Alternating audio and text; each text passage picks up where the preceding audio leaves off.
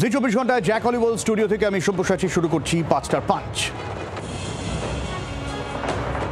আজকে 5টার পাঞ্চে যে দুজন আমার সঙ্গে রয়েছেন ডেকে নেব শুরুতেই বিজেপির সজল ঘোষ রয়েছেন আমার সঙ্গে, কৃষাণু মিত্র তৃণমূল কংগ্রেসের রয়েছেন আমাদের সঙ্গে। আর আজ যে বিষয় নিয়ে আলোচনা করব শুভেন্দু অধিকারী।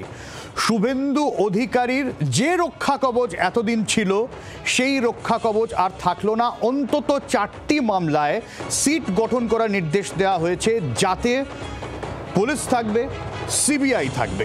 এই জায়গা থেকে নতুন করে রাজনৈতিক তরজা শুরু হয়েছে। আমি শুরুতে কল্যাণ বন্দ্যোপাধ্যায় এই রায় ঘোষণার পরে কি মন্তব্য সেটা শোনাব।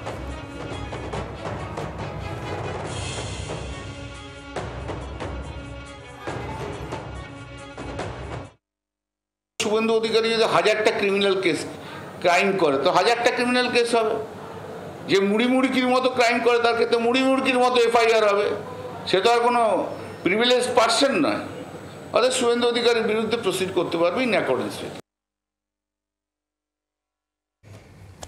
একই সঙ্গে 15টা মামলা যদিও খারিজ হয়েছে, কিন্তু কৃষাণুদা একটা প্রশ্ন তোলা হচ্ছে বিজেপির তরফ থেকেই, যখন কল্যাণ বন্দ্যোপাধ্যায়ের এই বক্তব্য আসছে যে মুড়িমুড়কির মতন এফআইআর হতেই পারে, অনেক কিছুই হতে পারে, কি হতে পারে? না, এটা তো আমরা অনেকটাই ভারতবর্ষের মানুষ, বাংলার মানুষ বিভিন্ন বিজেপি শাসিত রাজ্য থেকেই শিখেছে।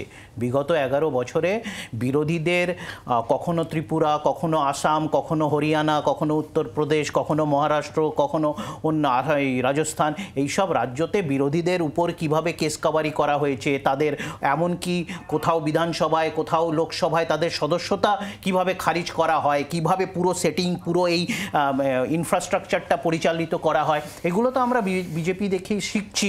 আর অপরদিকে তাদের নেতারা ঢালাও রক্ষা কবচ নিয়ে তারা নাকি গণতান্ত্রিক লড়াই লড়ছে। লেভেল প্লেইং ফিল্ড দরকার। তারা যদি মনে করে তারা রাজনৈতিকভাবে মানুষকে সঙ্গে নিয়ে আমাদের বিরুদ্ধে রাজনৈতিক গণতান্ত্রিকভাবে লড়তে পারে, তার লেভেল প্লেইং ফিল্ড হোক না।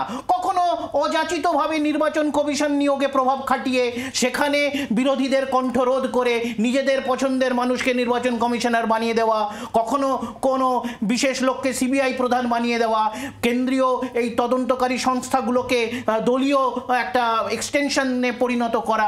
তো এইগুলো করাতেই তো পরিষ্কার বোঝা যাচ্ছে ভীত সন্ত্রস্ত। সংবিধান পাল্টাতে গেছিলেন 2024-এ ভারতবর্ষের মানুষরা, তারা তাদের এই সংবিধান পরিবর্তন করে সব কিছু ঢালাও বিজেপি করে নেওয়ার পরিকল্পনাতে প্রথম তারা রুখে দাঁড়িয়েছেন। আগামী দিন ধাপে ধাপে সব হবে। এখন তো ছোট ঘটনা দেখছেন। এই যে রক্ষা কবচ তুলে নেওয়া হলো, তারপরে এই ধরনের একটা কোথাও গিয়ে বিজেপির তরফ থেকে বলা হচ্ছে যে কল্যাণ বন্দ্যোপাধ্যায়ের বক্তব্য একটা থ্রেট পারসেপশন তৈরি হচ্ছে।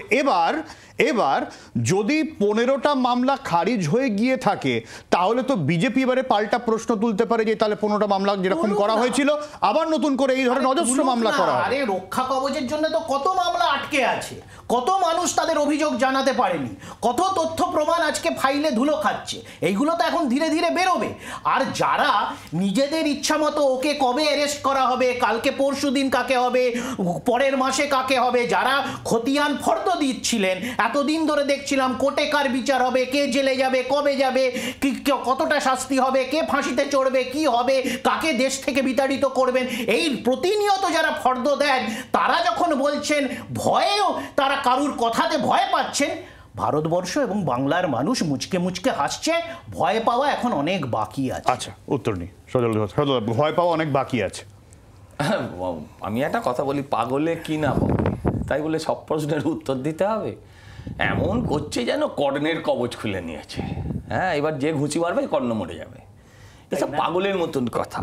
আসলে ঘুরতে ঘুরতে এদের এমন হয়ে গেছে, এই সাবজেক্টেও ওরা সারা ভারতবর্ষ ঘুরে ফেললো। ওদের ভাইপোরও রক্ষা কবচ মাঝে মাঝে আসে, মাঝে মাঝে যায়, সেটা ওরা জানে না। কিন্তু একজন অপোজিশন লিডারের কাছে মুখ্যমন্ত্রী এবং তার দল যে কতটা অসহায়, সেটা আবার প্রমাণ করছে ওদের আজকের ফুর্তি দেখে, ওদের আজকে আনন্দ দেখে, যে এইবার জেলে পড়ে চুলও চিপতে পারবে না। আমি কি বললাম? হিন্দিতে, বাংলায়, ইংরেজিতে যে ভাষা ইচ্ছে আপনি শুনে নিন, একটা চুলও চিপতে পারবেন না। বাংলার মানুষ তার পেছনে আছে। মমতাকে হারিয়েছে, মমতাকে হারিয়েছে, এসব কোন কি বলবো আর কোথায় কাশ্মীরের উল আর কোথাকার কি চুল, আমি এসব নিয়ে বলছি না। আমি বলছি যে ফাইল ধুলো খাচ্ছে, তবু এখানে বসে আছো কেন ভাই? ধুলো ঝাড়ো, মুড়ি মুরগির মতন 80,000 বুথ আছে, 80,000 বুথ থেকে 7 দিনের মধ্যে 80,000 এফআইআর লজ করাও, তবেই তো বাংলার মানুষ বুঝবে তোমাদের আসল কাণ্ডটা কি। কি অপরাধ তার? সে গরু চুরি অপরাধে যুক্ত, সে চাকরি চুরিতে যুক্ত, সে বালি চুরিতে যুক্ত, সে কোথায় কোথায় যুক্ত। এবং যেগুলো তোমরা করতে পারছো না এফআইআর, তোমরা চোর হয়ে চিৎকার করছো যে আরেকজনকে আমরা এরপরের মধ্যে চোর দেখাবো। শুনুন, এদের এই যে মামলা করার এই সমস্ত ভুয়ো মামলা, অমুক মামলা অন্য থেকে শিখেছি আমি। আবার একটা জীবনে ভুয়ো মামলা বলছো, কিন্তু যে 4টে মামলার কথা হচ্ছে, কিছু তো নিশ্চয়ই গ্রাউন্ড থাকবে বলে একটা তদন্ত হচ্ছে বলে এই পুলিশের হাতে পুরোটা ভরসা করে ছাড়িনি, পুলিশের হাতে পুরোটা ভরসা করেনি। হ্যাঁ, তারা আপনাদের সম্বন্ধে সচেতন, সেই জন্য তো শুধু পুলিশ নয়, তার সঙ্গে সিবিআইকে যোগ করে দিয়েছে। আমি আমার একটা ঘটনা বলছি, গত 9ই আগস্ট অভয়াকে নিয়ে, অভয়ার ঘটনাকে কেন্দ্র করে 1 বছর হচ্ছে বলে আমরা একটা নবান্ন অভিযান দেখেছিলাম। সেদিন পুলিশ আমার বিরুদ্ধে একটা মামলা করেছে পার্কস্ট্রিট থানায়, আমার বিরুদ্ধে একটা এফআইআর হয়েছে। কি এফআইআর? মলেস্টেশন। কাকে করেছি? একজন বেটা ছেলেকে। এই হচ্ছে তো মামলার অবস্থা। আমি বললাম, যারা আমার কাছে এলেন জানতে, সাংবাদিক, আমি বললাম যে ভাই তোমরা আমার চরিত্র নিয়ে প্রশ্ন করো, রাগ হলেও আমি সহ্য করে নেবো, কিন্তু আমার রুচি নিয়ে প্রশ্ন করো না। সেরকম তৃণমূলের যে রুচি কোথায় এসে দাঁড়িয়েছে সেটাই এখানে দেখা যাচ্ছে। একজন বিরোধী দলনেতার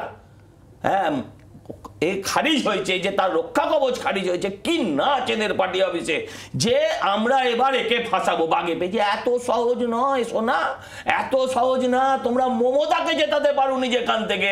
তোমরা যদি এই স্বপ্ন দেখে থাকো যে শুভেন্দু অধিকারীকে জেলের ভেতর পড়বে, তাহলে তুমি এটাই জেনে রাখো, মমতাদি বলেছিলেন, যদিও ভুল বলেছিলেন, যে আহত বাঘের থেকে মৃত বাঘ ভয়ঙ্কর।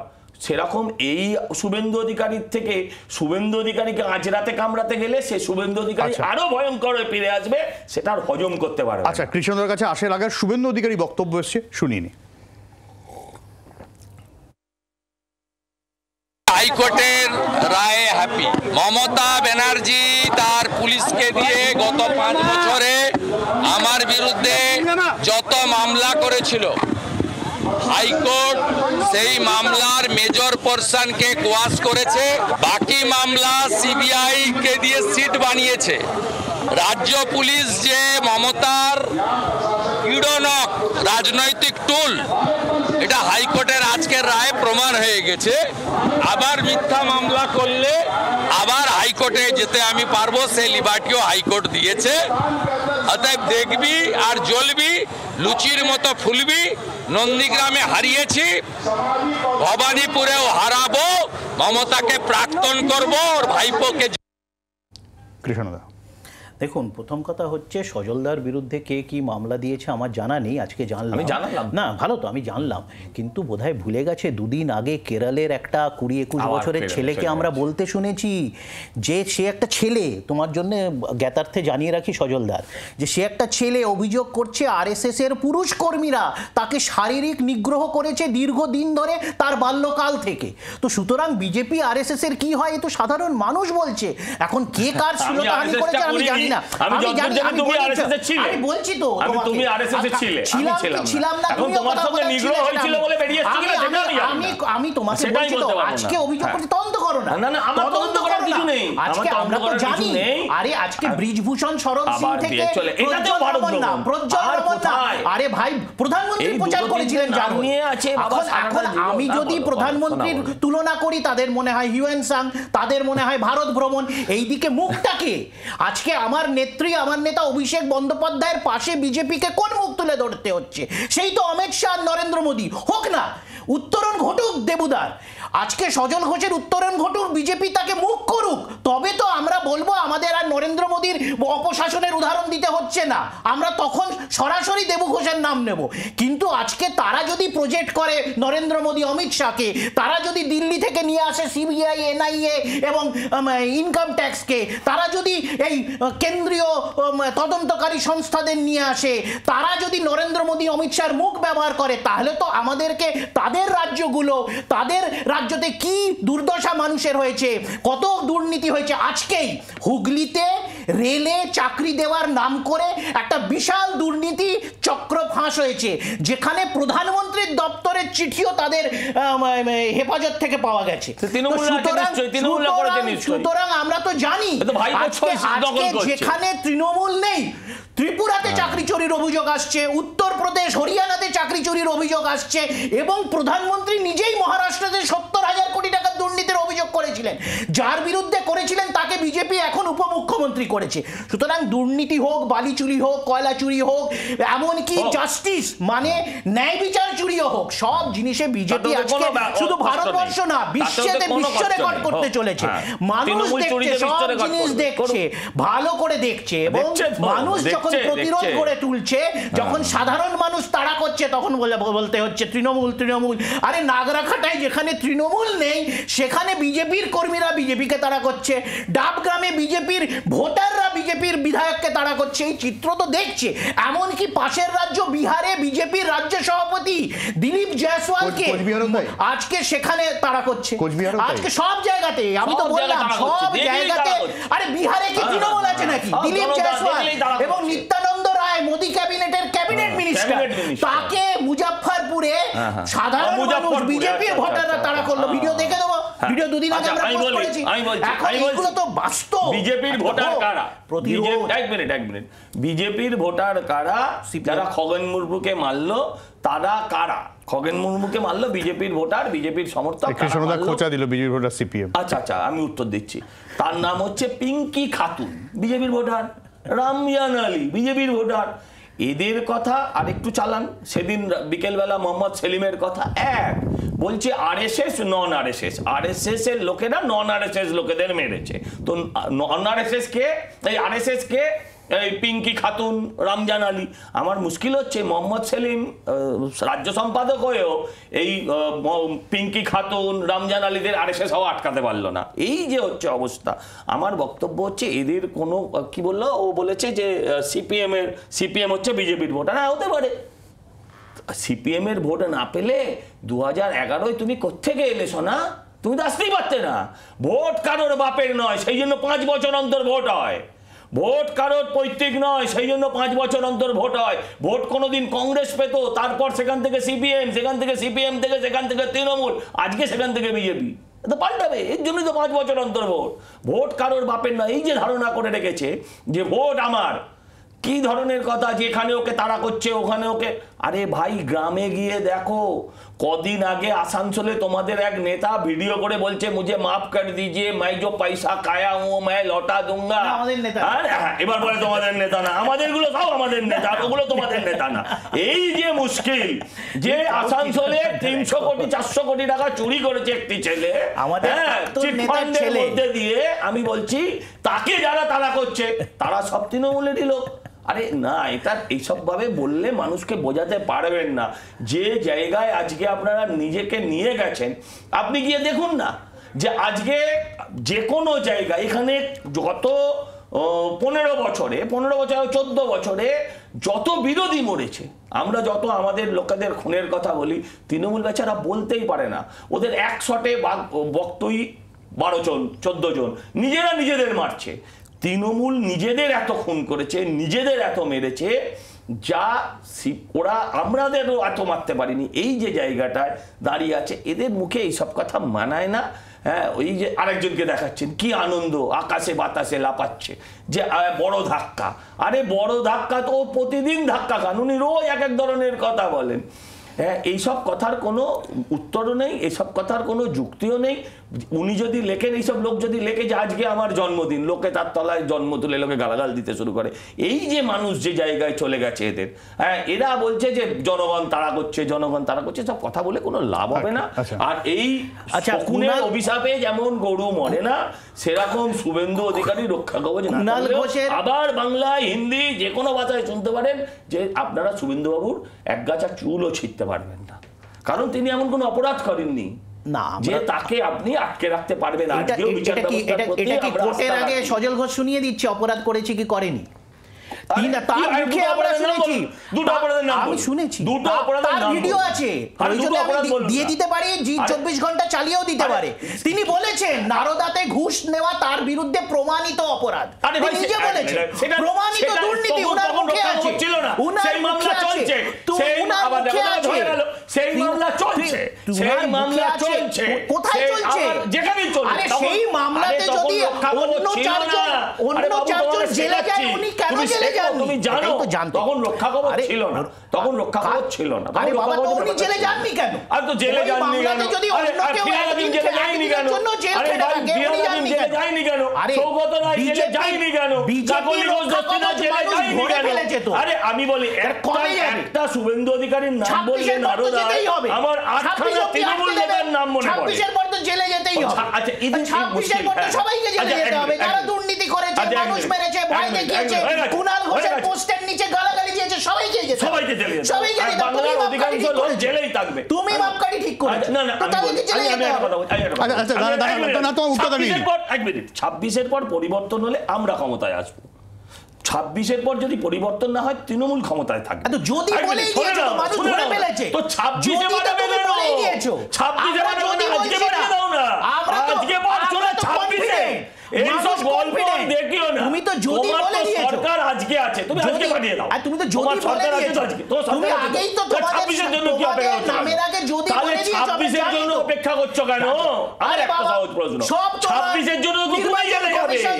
আরে 26-এর তোমার দল জেলে যাবে। আরে আরে 26-এর পরও আচ্ছা, আমার সময় বেশি নেই, আমি একটু এই কুণালদার উত্তরটা নিয়ে নি। কৃষ্ণদা বলতে যাচ্ছিল, আটকে দিন। না, আমি তো এটাই বললাম যে সাধারণ মানুষ যখন তাড়া করে, না, উত্তর দিচ্ছিল, কৃষ্ণদা উত্তর দিচ্ছিল।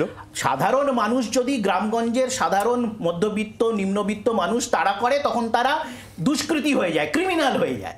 এইদিকে সেই লোকগুলো তাদেরকেই পুলিশ ধরে, তাদেরকেই তোমাদের পুলিশ আমাদের একটা ধরে। যদি যদি কুণাল ঘোষের পোস্টের নিচে গালাগালি দেয়, সেটা বিজেপি ওয়েলকাম করছে, সেটা বিজেপি স্বাগত জানাচ্ছে। কুণাল ঘোষের পোস্টের নিচে কেউ গালাগাল দিলে তাকে জেলে যেতে হবে। এই যদি একজন সাধারণ অফিশিয়াল তৃণমূলের বক্তব্য যে আপনি যদি কাউকে সমালোচনা করেন কারোর পোস্টে গিয়ে, তাহলে তাকে জেলে যেতে হবে, এই যদি গণতন্ত্র হয়, তাহলে আমরা কোন রাজনীতি বাদ করব? তোমরা ঠিক করেছো।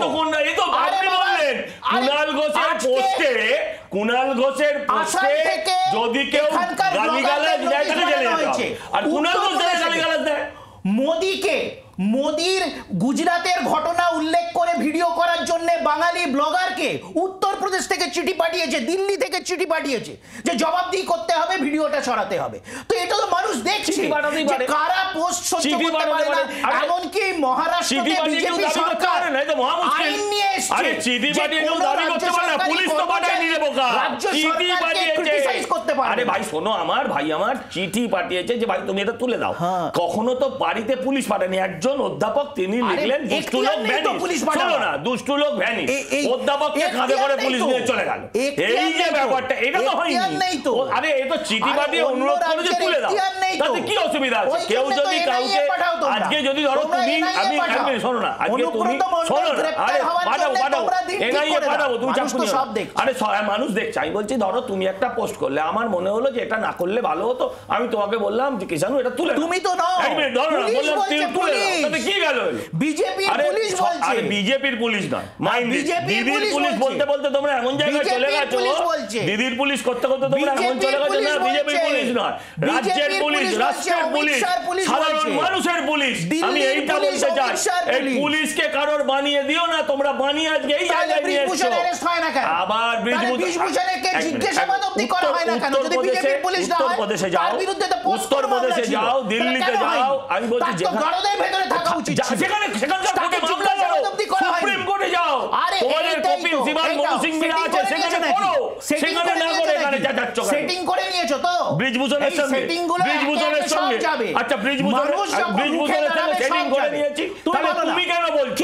ব্রিজভূষণের সাথে যদি সেটিং করে থাকি, মিটিং করে পস্কোর মামলাটা আবার বলছি, যদি ব্রিজভূষণের সাথে তুমি বলো, অমিত শাহ মিটিং করার পর কুস্তিগিরদের মধ্যে যে মাইনর ছিল তার মামলাটাকে উইথড্র করা হয়েছিল কিনা? হয়েছে তো, তুই বলো, হয়েছে তো, তুমি হ্যাঁ কি না বলো না। আচ্ছা দাঁড়াও না, আমি বলি শোনো না, যদি ব্রিজভূষণ সেটিং হয়ে গিয়ে থাকে, তাহলে তুমি ব্রিজভূষণের বিরুদ্ধে বলছো না কেন? সে তো তাহলে অমিত শাহর দিকে চলে গেছে তোমার কথা অনুযায়ী। তুমি ব্রিজভূষণের মামলাটা তুলছো কেন? যে ব্রিজভূষণ যদি সেটিং হয়ে গিয়ে থাকে তাহলে তুমি সেইটা বলো। ব্রিজভূষণ সেটিং হয়ে গেছে, তুমি তো তোমাদের আচরণে বুঝছি তাকে জিজ্ঞাসাবাদ অবধি করা হয়নি। এবং তোমরা এখানে ধর্ষককে গুলি মারার কথা বলছো। প্রজ্জ্বল রামান্না 3000 মহিলাকে ধর্ষণ করেছে, 3000। তার ভিডিও আছে, তার ভিডিও আছে। 3000 মহিলার ভিডিও, 3000 মহিলাকে ধর্ষণ করেছে একজন মানুষ। হ্যাঁ, তার ভিডিও আছে, এই ভিডিও প্রকাশ করা হোক। এই 3000 ধর্ষণের ভিডিও মুখ ঢাকা দিয়ে প্রকাশ করো। এদের মাথাটা পুরো গেছে, এদের মাথা পুরো গেছে। বলছে 3000 ভিডিও, হ্যাঁ তার না 3000 ভিডিও আছে, রেকর্ডিং আছে 3000 ধর্ষণের। হ্যাঁ, এদের মাথা ঠিক আছে কিনা আমি জানি না, না আমায় ক্ষমা করুন ভাই, আমি পারবো না এসব কথা বলতে। আমার ঠিক নেই, মাথা ঠিক নেই। 3000 ভিডিও, 3000 ধর্ষণের ভিডিও। আচ্ছা, আমার আর 1 মিনিট আছে, আমার আর 1 মিনিট আছে। আচ্ছা 1 মিনিট আছে, 1 মিনিট, না আচ্ছা 1 মিনিট আছে, 1 মিনিট আছে, 30 সেকেন্ড বলে 30 সেকেন্ড। না আমারটাও মাথা ঠিক নেই। কৃষ্ণ 30 সেকেন্ড সজলদাকে দিয়ে শেষ করবো। What next? এফআইআর এর বন্যা? আমি বলবো 30 সেকেন্ড।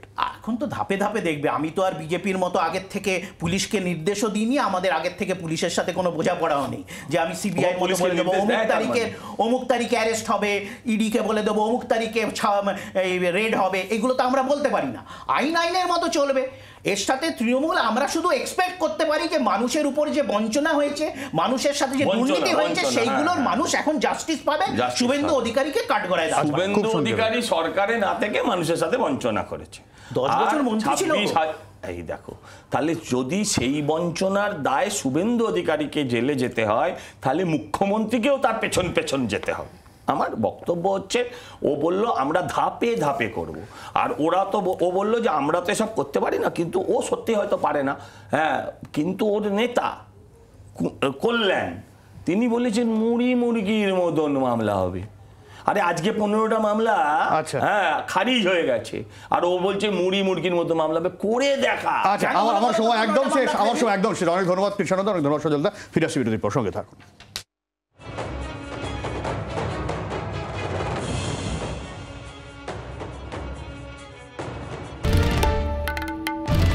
বাংলার আওয়াজ, বাঙালির আবেগ, জি 24 ঘন্টা।